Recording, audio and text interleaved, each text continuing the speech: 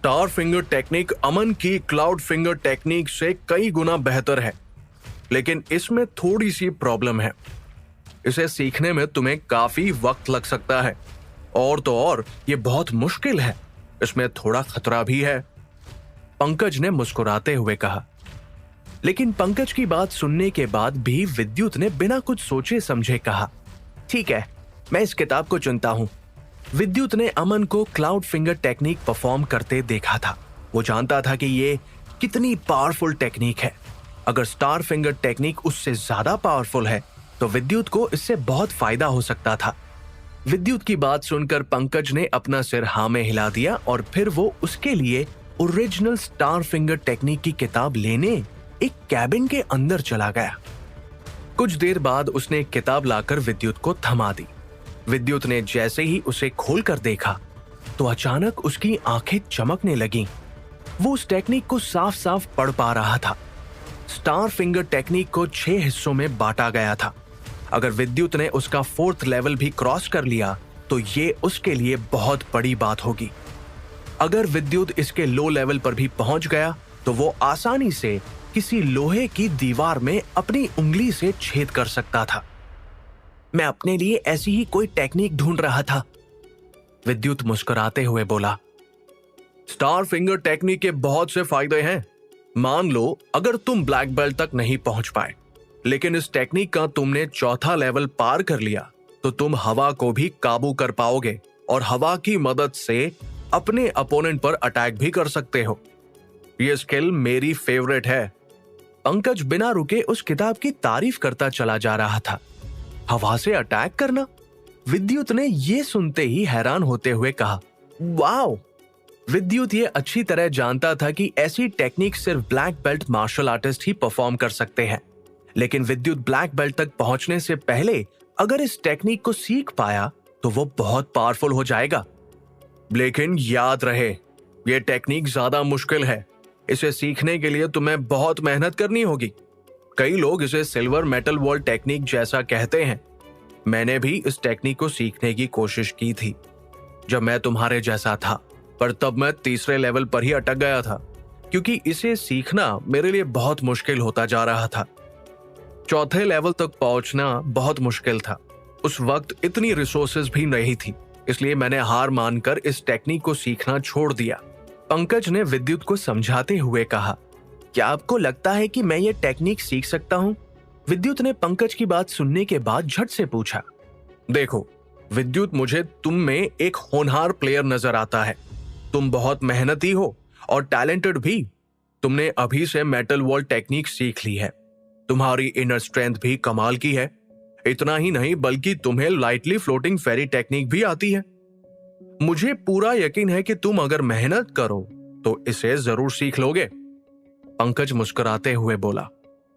पंकज की बात सुनकर विद्युत को बहुत खुशी हुई। कम से कम किसी को तो उस पर भरोसा था। अचानक पंकज ने विद्युत से कहा, लेकिन मैं तुम्हें अभी से वार्न करना चाहता हूं। पर किस बात के लिए? विद्युत ने हैरान होकर पूछा। इस टेक्निक को सीखने के बाद तुम अमन के साथ कंपीट तो कर सकते हो, लेकिन इसकी कोई गारंटी नहीं कि तुम उससे जीत जाओगे, विद्युत झट से बोला। पर यह टेक्निक तो अमन की क्लाउड फिंगर टेक्निक से भी ज्यादा पावरफुल है। फिर भला मैं इसे सीखने के बाद अमन से कैसे नहीं जीतूंगा? अब विद्युत के मन में कई सवाल उठने लगे थे। विद्युत, अमन इस एकेडमी का नंबर 1 मार्शल आर्टिस्ट ही नहीं बल्कि एकेडमी के हेड ट्रस्टी का बेटा है। उसे मेडिसिनल हर्ब्स और प्लांट्स की कमी नहीं है, जिनका इस्तेमाल करके उसका स्टैमिना और परफॉर्मेंस हमेशा बढ़ जाती है। इसके साथ ही वो एकेडमी की 3rd फ्लोर पर बनी लाइब्रेरी में भी जा सकता है। विद्युत ने एकेडमी के 3रे फ्लोर के बारे में सुना था, लेकिन वो वहां कभी गया नहीं था। उसने सुना था कि 3rd फ्लोर पर एक रहस्यमयी लाइब्रेरी है जहां किसी को आने जाने की इजाजत नहीं है। विद्युत इस वक्त हैरान था। हर कोई जानता था कि 2nd फ्लोर की लाइब्रेरी में ऐसी बुक्स हैं जिनमें हाई रैंक स्किल्स टेक्निक्स हैं और कुछ पीक लेवल की स्किल्स भी है, लेकिन 3rd फ्लोर की लाइब्रेरी तो सच में लाजवाब थी। वहां तो शायद सिर्फ लेजेंड्स ही जा सकते थे। अमन ने अपनी डाइट में बहुत से मेडिसिनल हर्ब्स शामिल किए हैं, जिसकी वजह से उसका स्टैमिना भी बहुत अच्छा है, और तो और ट्रस्टी का बेटा होने की वजह से कुछ ही महीनों में ब्राउन बेल्ट भी हासिल कर लेगा और इस एकेडमी का सबसे होनहार प्लेयर बन जाएगा। यहाँ तक कि इस एकेडमी के टीचर्स का भी चहीता है और एकेडमी का होनहार प्लेयर है, इसलिए हम भी हर मोड़ पर उसका साथ देंगे। पंकज ने विद्युत को समझाना चाहा। इसके बाद पंकज ने एक गहरी लंबी सांस ली। इसके बाद वो विद्युत के बारे में सोचने लगा। वो जानता था कि विद्युत में भी बहुत पोटेंशियल है और वो भी अमन से कम नहीं है, लेकिन विद्युत एक छोटे से गांव से बिलोंग करता है और ना ही वो एकेडमी के किसी ट्रस्टी का बेटा है। वही अमन एकेडमी के हेड ट्रस्टी सतीश का बेटा है। अगर आज विद्युत अमन को इस कंपटीशन में हरा भी दे तो भी उसे अमन जैसा ट्रीटमेंट नहीं मिलता। पंकज सर, आप मुझे बता सकते हो कि थर्ड फ्लोर पर ऐसा क्या है?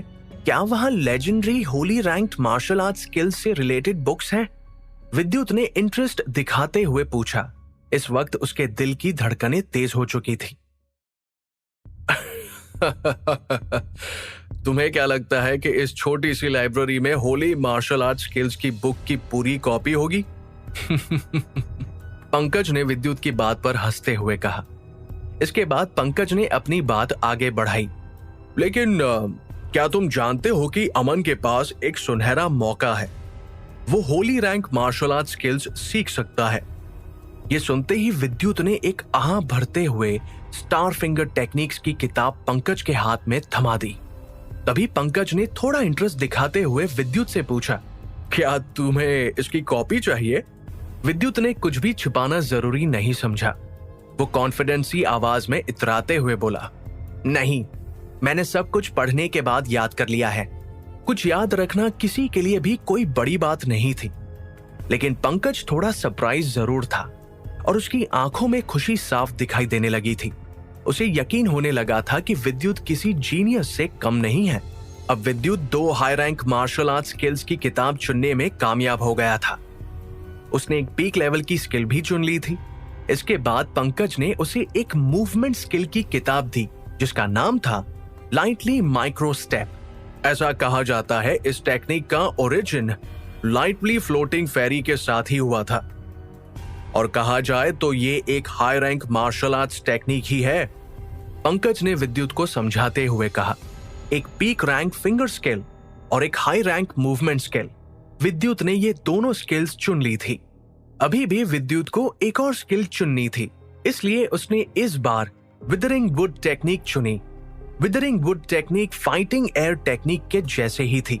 इस टेक्निक को सीखने के बाद तुम किसी भी पर्सनालिटी और स्मेल को जान सकते हो। अगर विदरिंग वुड टेक्निक को हाई लेवल तक सीख लिया जाए तो इसे सीखने वाला प्लेयर फेक डेथ स्टेट तक भी पहुंच सकता है। इससे वो अपने दुश्मन को इस भ्रम में रख सकता है कि वो मर चुका है और अपने दुश्मन से बच सकता है। विद्युत को इस टेक्निक की किताब चुनते देख पंकज ने मुस्कुराते हुए कहा, वैसे तुम्हारी नजरें बहुत तेज है। ये स्किल भी बहुत अच्छी है, इसका इफेक्ट भी बहुत अच्छा होता है। विद्युत ने अब तीनों टेक्निक चुन ली थी। इसके बाद उसने पंकज सर का शुक्रिया अदा किया और वो वहां से चला गया। जैसे ही विद्युत बाहर आया तो उसे किन्हीं 3 लोगों के पैरों की आवाज सुनाई दी। ये 3 लोग सेकंड फ्लोर पर आ रहे थे। इनमें से एक सफेद दाढ़ी वाला आदमी था, वहीं दूसरा एक अधेड़ उम्र का आदमी जो कि बहुत ही शांत स्वभाव का दिखाई दे रहा था। वहीं तीसरा एक जवान लड़का था। ये कोई और नहीं बल्कि अमन था। विद्युत ने उनमें से पहले 2 आदमियों को देखते ही उनके आगे सिर झुकाते हुए कहा, गुड आफ्टरनून सर। अमन इतराते हुए विद्युत की ओर ही देख रहा था। उन दोनों टीचर्स ने विद्युत को गुड आफ्टरनून कहा। इसके बाद विद्युत ने अमन को भी ग्रीट किया, लेकिन अमन ने जवाब से एक्सप्रेशंस के साथ एक झलक विद्युत की ओर देखा और बिना कुछ कहे वो आगे बढ़ने लगा। इस वक्त विद्युत को बहुत शर्मिंदगी महसूस होने लगी थी।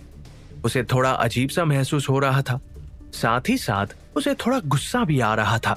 आए भी क्यों ना, अब वो इनर प्लेयर जो बन चुका था, और तो और वो अब एकेडमी में तीसरे नंबर पर था। हालांकि अमन फर्स्ट नंबर पर था, लेकिन वो इस तरह विद्युत की बेइज्जती नहीं कर सकता था।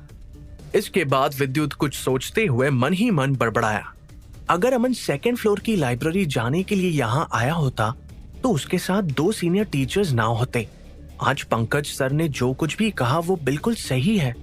इस अमन को कुछ ज्यादा ही स्पेशल ट्रीटमेंट मिलता है। ये दोनों टीचर्स अमन को 3rd फ्लोर की लाइब्रेरी ले जाने आए होंगे। विद्युत बड़बड़ाया। अब विद्युत का गुस्सा थोड़ा बढ़ने लगा था, लेकिन उसने खुद को शांत किया और पाया कि उसकी आंखें दोबारा से चमकने लगी है। इसके बाद वो सीधा अपने घर की ओर बढ़ गया।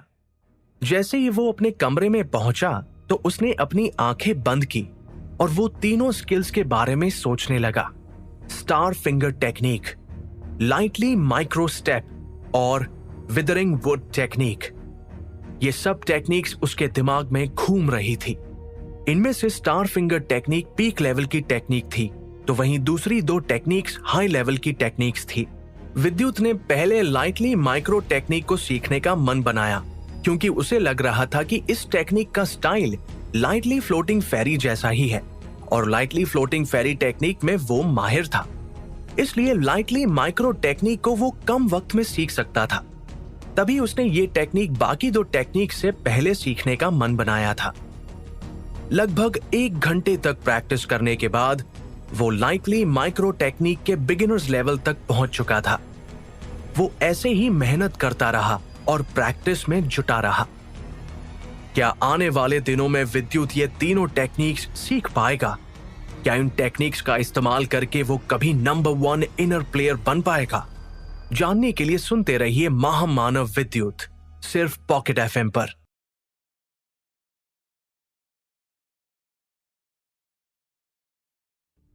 ऐसे ही लाइटली माइक्रो स्टेप टेक्निक की प्रैक्टिस करते करते विद्युत को रात हो गई। लेकिन विद्युत एक चीज नोटिस करके थोड़ा हैरान था कि जब उसने एयर क्रॉसिंग ब्रीदिंग टेक्निक के साथ लाइटली माइक्रो स्टेप टेक्निक इस्तेमाल करके देखी तो उसकी स्पीड पहले से भी ज्यादा फास्ट हो गई। आगे के कुछ दिनों तक विद्युत ने ऐसे ही नई स्किल्स सीखने पर ज्यादा जोर दिया। लाइटली माइक्रो स्टेप और विदरिंग वुड टेक्निक दोनों ही हाई रैंक की मार्शल आर्ट्स टेक्निक थी और विद्युत को ये दोनों ही टेक्निक्स सीखने में बहुत मजा तो आ ही रहा था। साथ ही साथ उसे ये टेक्निक थोड़ी आसान भी लग रही थी। ऐसा इसलिए भी था क्योंकि उसे ब्रह्म देवता ने अपार शक्तियां दी थी। साथ ही साथ उसने पहले जो लाइटली फ्लोटिंग फेरी और एयर ब्रीदिंग टेक्निक सीख रखी थी, उसकी वजह से उसे ये टेक्निक सीखने में मदद मिल रही थी, क्योंकि इन दोनों टेक्निक्स की फाउंडेशन यही टेक्निक थी। आने वाले 10 दिनों के अंदर अंदर विद्युत इन दोनों टेक्निक को हाई लेवल तक पहुंचा चुका था। अब आखिर में बारी थी सबसे ज्यादा इंपॉर्टेंट टेक्निक की, जो थी स्टार फिंगर टेक्निक। ये फिंगर स्किल एक पीक लेवल की मार्शल आर्ट्स टेक्निक थी, जो कि काफी मुश्किल तो थी ही, साथ ही साथ ये टेक्निक बहुत ही कम लोगों को आती थी। यहां तक कि एक बहुत बड़ा मार्शल आर्टिस्ट होने के बावजूद भी पंकज तक इस टेक्निक को नहीं सीख पाया था। इसके बाद विद्युत ने अपनी आंखें बंद की और वो स्टार फिंगर टेक्निक के बारे में ध्यान लगाकर सोचने लगा। कुछ घंटों बाद विद्युत ये समझ गया कि ये टेक्निक सच में बहुत ही high rank martial arts technique से मुश्किल है। अगर डिफिकल्टी लेवल के बारे में बात की जाए तो ये लाइटली फ्लोटिंग फेरी जैसी ही है। मुश्किल होने के साथ साथ इसमें बहुत खतरा भी है। अगर कोई अपनी इनर स्ट्रेंथ का इस्तेमाल करते हुए इस टेक्निक का इस्तेमाल करे और उससे थोड़ी भी चूक हो जाए तो वो जिंदगी भर के लिए अपाहिज हो सकता था। इसका मतलब ये था कि जब भी कोई इस टेक्निक को परफॉर्म करने वाला हो तो उसे बहुत केयरफुल रहने की जरूरत होती है।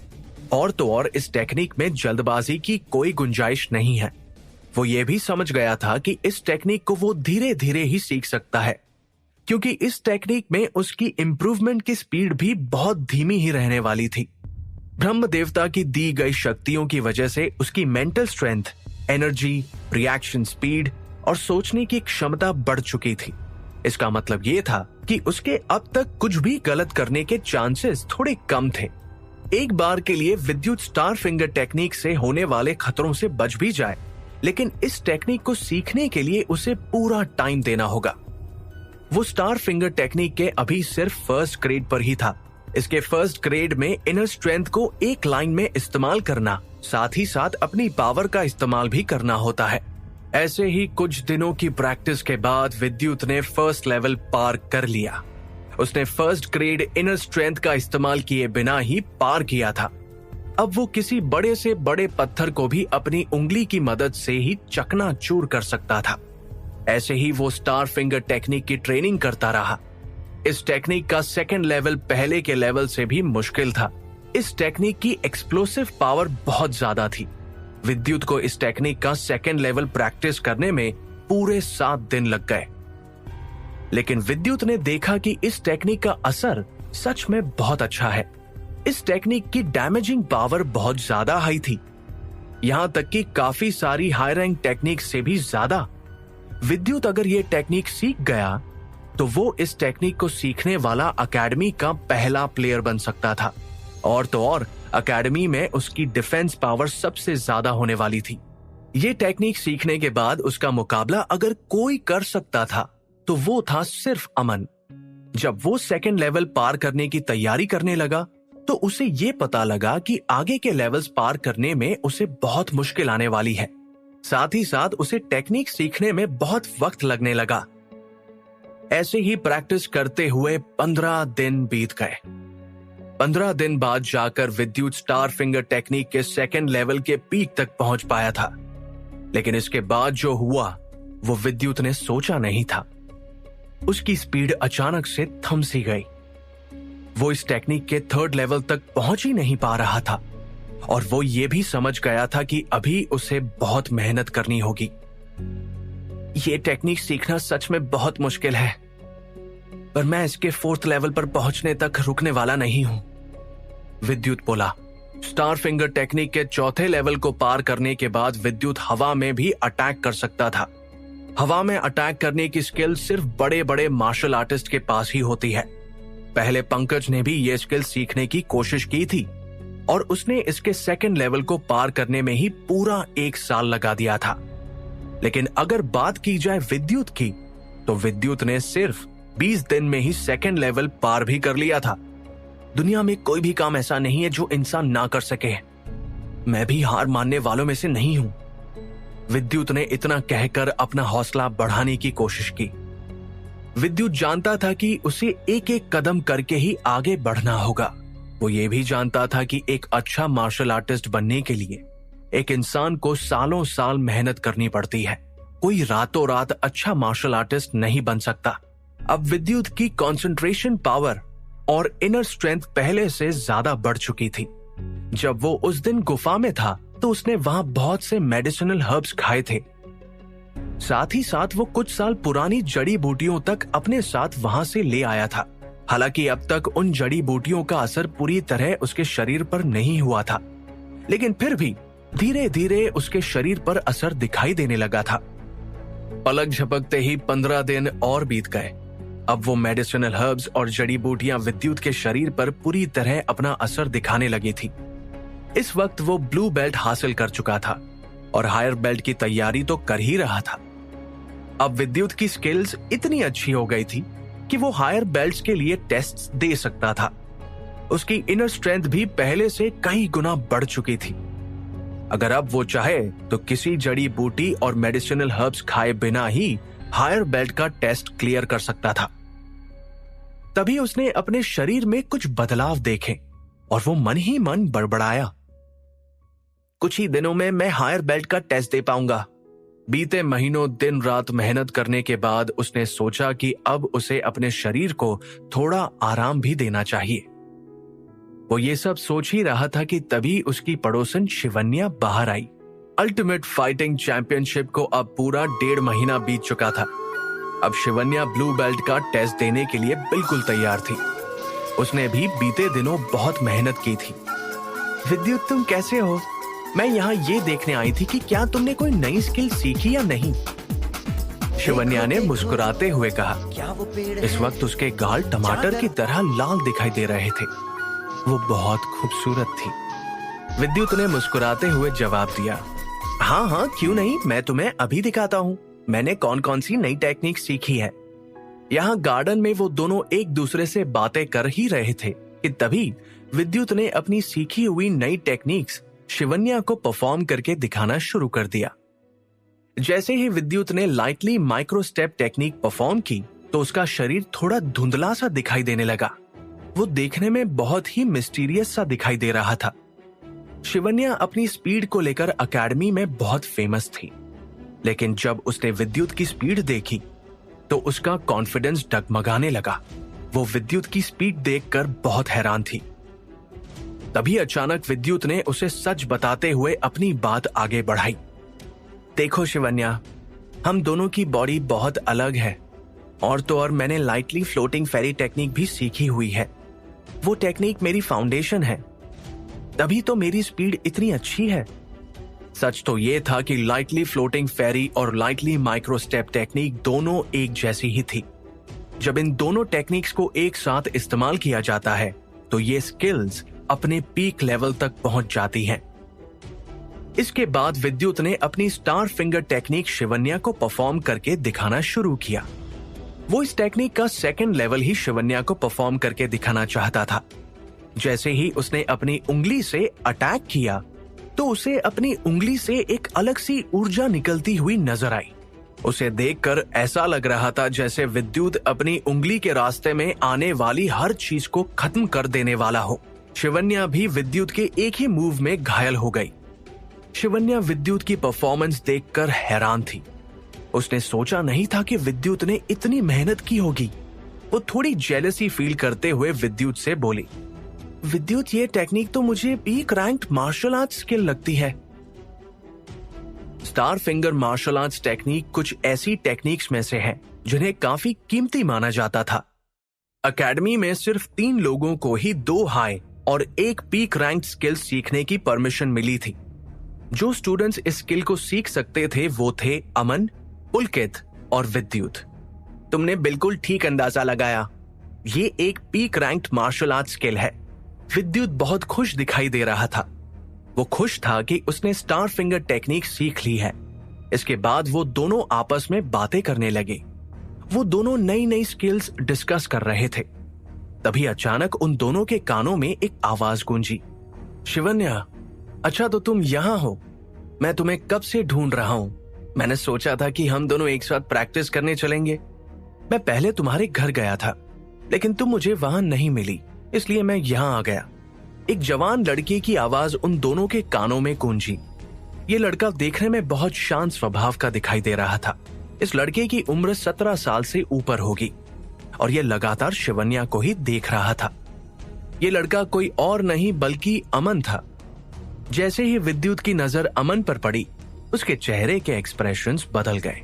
ये विद्युत का घर था और अमन उसकी इजाजत के बिना उसके घर के अंदर आ गया था। साथ ही साथ अमन इतराते हुए शिवन्या से सवाल जवाब कर रहा था, जो कि विद्युत को बिल्कुल भी अच्छा नहीं लग रहा था। आखिर क्या होगा विद्युत और शिवन्या की दोस्ती का अंजाम? क्या इसी तरह शिवन्या को लेकर विद्युत और अमन के बीच नोकझोंक चलती रहेगी? अमन को विद्युत के घर देखकर शिवन्या के साथ साथ विद्युत भी बहुत हैरान था। अचानक शिवन्या ने परेशान होते हुए कहा, अमन, तुम यहाँ? और इतना कहकर वो अमन की ओर देखकर मुस्कुराने लगी। अकेडमी में सब हमेशा अमन को इज्जत भरी नजरों से देखते थे, क्योंकि वो अकेडमी का टॉप इनर प्लेयर जो था, साथ ही साथ वो हेड ट्रस्टी का बेटा भी था। अमन, तुम यहाँ क्या कर रहे हो? शिवन्या ने हैरान होकर पूछा। तो अमन ने इस बात का जवाब दिया, वो मैं तुम्हारे साथ प्रैक्टिस करना चाहता था, इसलिए मैं तुम्हें ढूंढता हुआ यहाँ चला आया।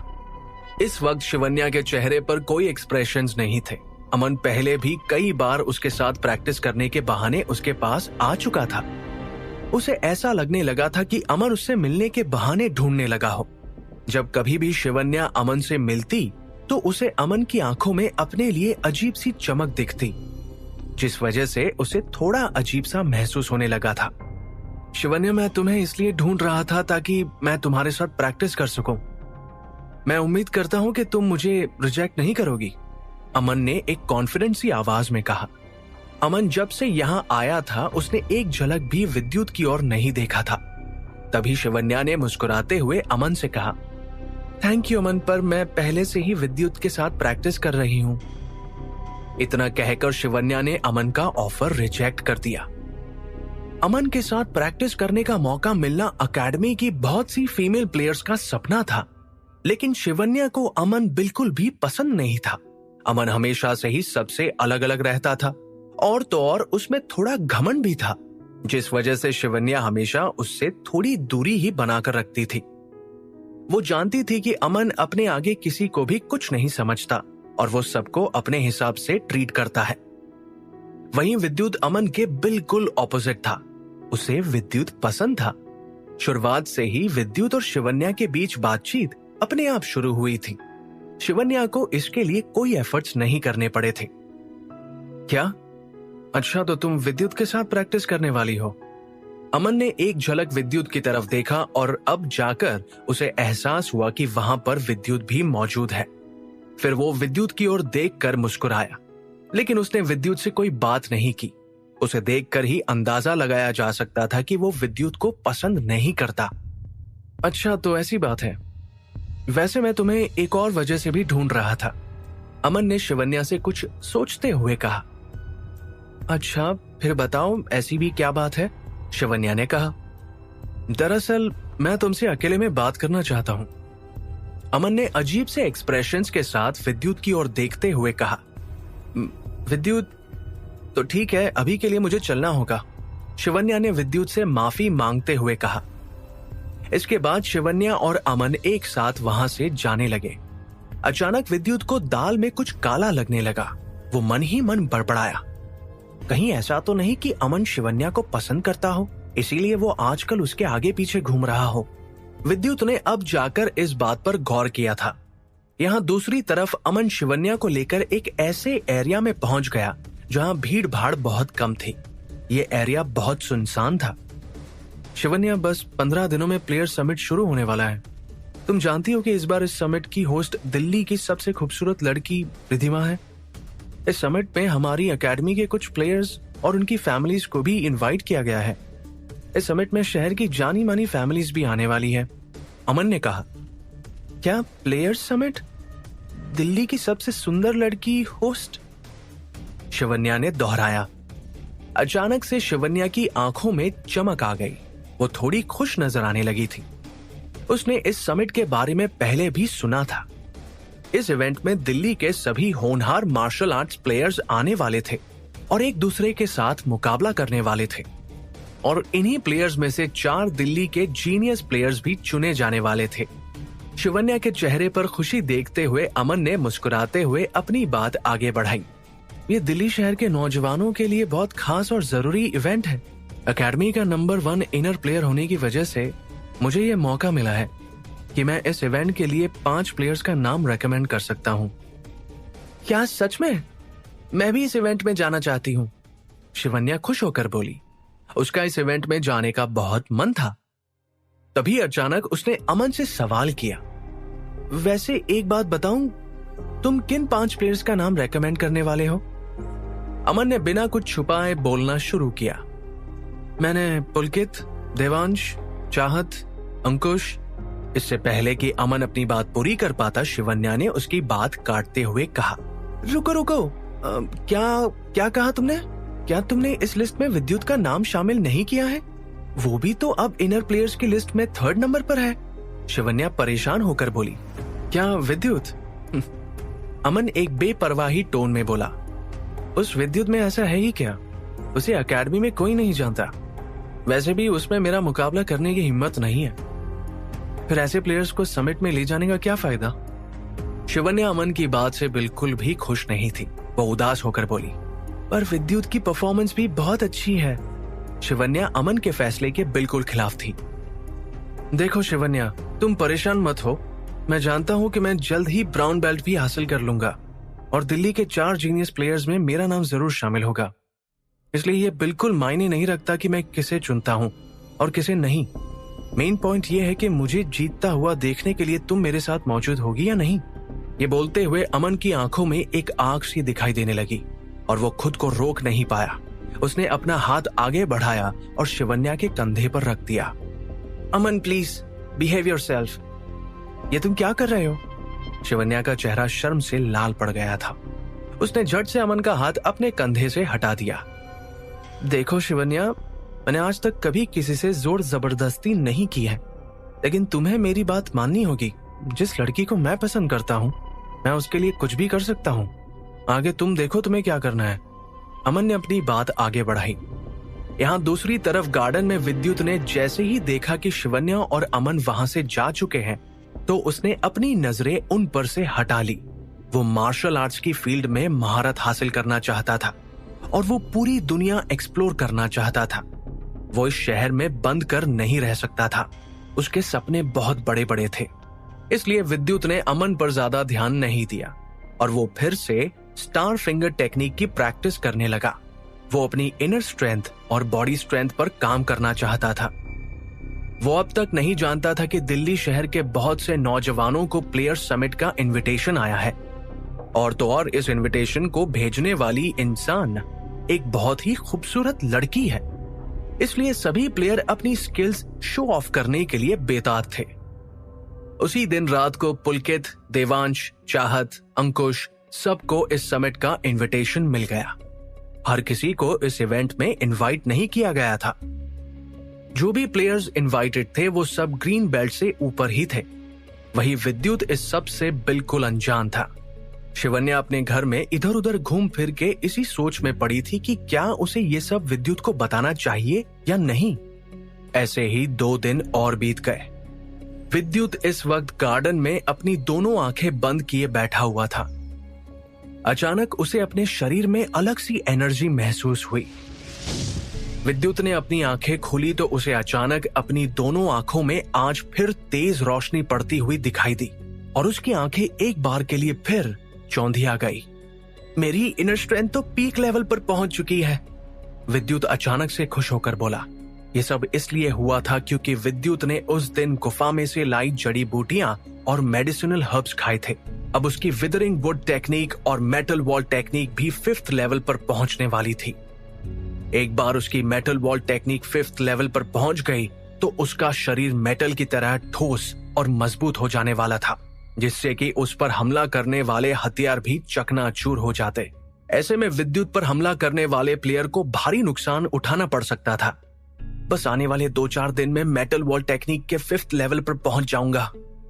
बस कुछ दिन और, फिर अकेडमी का कोई भी प्लेयर मेरे आगे टिक नहीं पाएगा, विद्युत ने उम्मीद जताते हुए कहा। यहाँ दूसरी तरफ अकेडमी के एक बहुत पुराने प्रैक्टिस हॉल में मैंने मार्शल आर्ट्स की ब्राउन बेल्ट जितनी मुझे उम्मीद थी उससे भी कई जल्दी हासिल कर ली। अमन इस वक्त जी तोड़ मेहनत करने के बाद पसीना पसीना हो चुका था। उसकी पर्सनालिटी बहुत स्ट्रांग थी। उसका ऑरा बहुत अलग था। वो हमेशा सबको अपने कंट्रोल में रखता था। उसके दबदबे के चलते सब उससे डरते थे। नॉट बैड अमन, अभी तुम सिर्फ 18 साल के हो और तुमने ब्राउन बेल्ट भी हासिल कर ली है।